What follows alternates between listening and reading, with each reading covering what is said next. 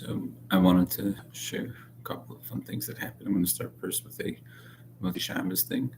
Um, little Shkacha Pratis need that after Shabbos, there's this Abbas Abanim, Fathers and Son Learning at the shul here in CBJ. And I said to my kids, I was like, I'm going to try to go, but I don't know if we can.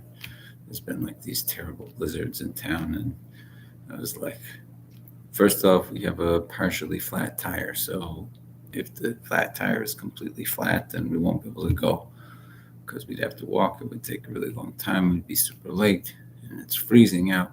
We just came home from shul.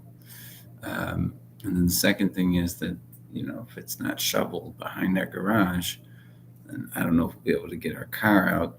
And then the third thing is we got to be able to make it to shul. So um, my kids got themselves together and we grabbed the svarim of what we were going to learn together. We're going to learn, we have a Shabbos book in Sefer Shimshon they're very into right now. So we grabbed our svarim. We also brought Megillus Esther, but we didn't end up doing that this time. Get in the car, and we open up the garage, and lo and behold, we're the only part of the alley that's been shoveled. My back neighbor apparently has a nice snow blower, whatever it is, and he did the back alley just for our houses, which meant that we could get out of our garage, and then there were the tire tracks that you could get through. Second thing was that we looked at the tire, and the tire was still fine. When I filled the air on last Thursday, it hadn't went flat. I need a new tire though. And then the third thing, then we started to go, and we did get caught in snow a couple of times just trying to get out of the alley. And I was saying to them, I'm not sure, guys, if we're going to make it, but we'll see if Hashem wants. I said, Daven Hashem, we should make it there.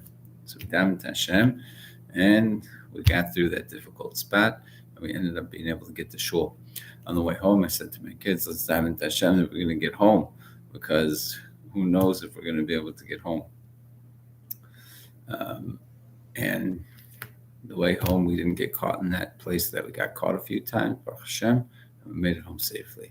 So the Ashkacha Pratis here was, I said to my kids, I felt as though Hashem really orchestrated everything, that we would have the Mesiras Nefesh in the cold to get over to the learning, which was really sweet.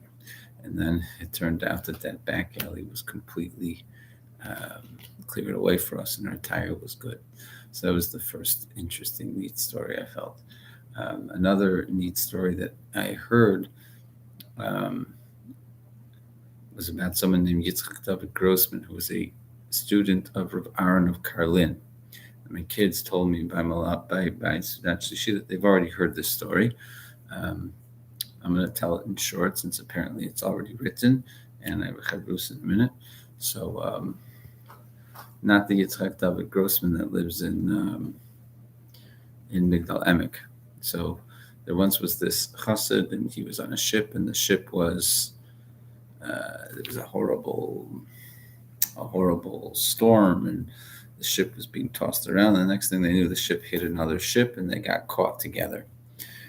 When they got caught together, the two heads of the ship were speaking to each other, and basically it seems to them as though the ship that the Jewish people there's a bunch of Jewish people on the ship going to Israel, so the ship that the Jewish people are not on is ran by a complete anti-Semite. And he says, I'll take everyone on my ship, but I won't take one Jew.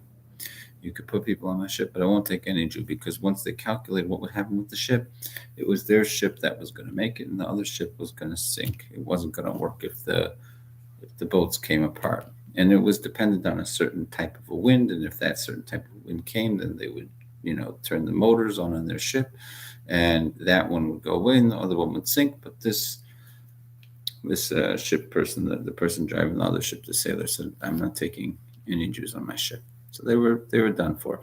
Now the one that was commanding the ship that they were on, that the Jewish people were on, had a lifeboat. So he was going to have to drive his ship, the other one would drive the other one, in order for the ships to come apart. And all the Jews were doomed to death, basically, is what the people that were in charge said. So the Jews were wailing and scared. And there was one Jew there, Yitzchak David Grossman, who said, I don't understand. It's almost Shabbos. comes Shabbos, comes rest, we're going to be safe. Everything's going to be fine. Nothing's going to happen to us.